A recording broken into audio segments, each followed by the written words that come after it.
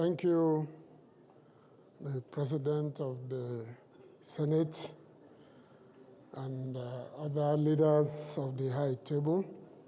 I bring you greetings from the Federal Republic of Nigeria and from the Senate President and the Speaker of the House of Representatives. We want to begin by thanking Brazil for hosting this forum and for inviting Nigeria, and to assure you that we share the common belief that a regional bloc, well-managed, well-led, well-funded, can change global narratives and redirect the balance of power and reshape the emerging global socioeconomic and political orders. The advantage of speaking last at a forum like this is that you listen to all other presentations. I want to assure you, Mr. President, that Nigeria shares virtually all the prescriptions that have been made, and we believe that their full implementation can only make the BRICS stronger. The BRICS Parliamentary Forum stands as a compelling example of how regional blocs can transcend mere diplomatic niceties to establish a sophisticated framework for interparliamentary synergy that reshapes the architecture of modern global relations. By convening legislative leaders from across continents, BRICS fosters a distinct environment where collective wisdom is summoned not for narrow national gains, but for driving shared policy objectives, nurturing cross-border cohesion, and accelerating cooperative innovations. These assemblies function as intricate conduits through which democratic ideas are not only proclaimed, but tangibly reinforced, enabling legislators to share refined insights, synchronized legal instruments, and strengthen institutional resilience across borders. And far from ornamental gatherings, such blocs emerge as dynamic mechanisms embedding legislative cooperation into the structure of international governance, amplifying the influence of parliaments in navigating the layered complexities of today's global order.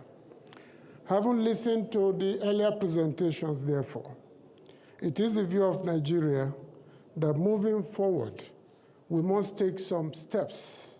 Some of these steps were already taken, and we believe that together we can only make this forum stronger. First, we believe that to make it stronger, we must build from below. We must strengthen the substructure of our political orders in order to strengthen the superstructure of our political orders. By this, we mean that we must pay attention to the workings of parliaments, how open, how transparent, how accountable, and how democratic they are to make them able to serve the objectives that we have set for ourselves. Second, Nigeria believes we must protect democracy, its institutions, and constitutions. Without protecting democracy, the BRICS will not be able to demonstrate that it stands for the collective will of the people that we represent.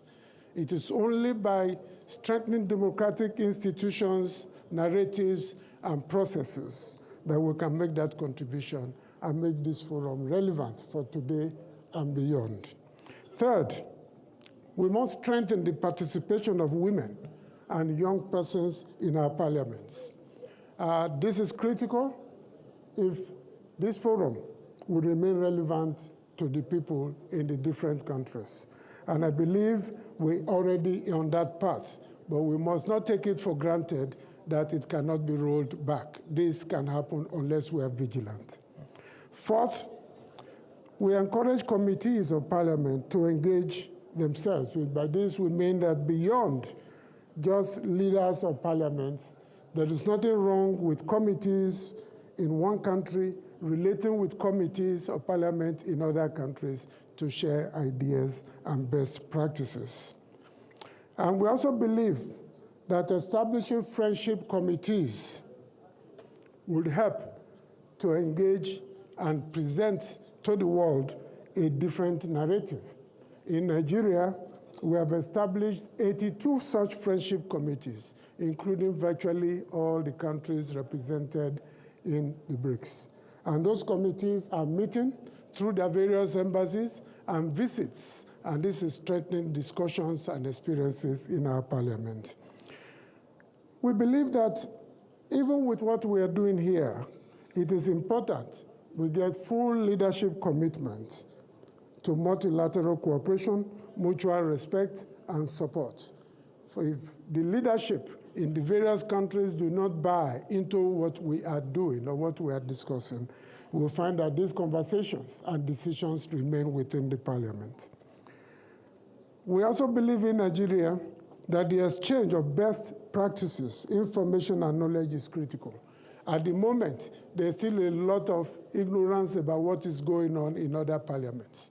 This has to be a deliberate program enhanced by contemporary technology to share information, knowledge, and best practices to support the work that we do.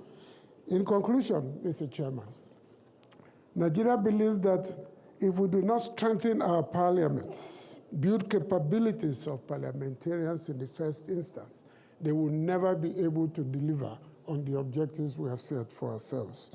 We also believe very strongly that if we do not bring in young people and more women into parliaments and democratize parliaments, our objectives as an organization designed to protect democracy will be in the negative. In other words, Nigeria believes that many parliaments are still very aloof, unapproachable, and inaccessible to ordinary people that we represent.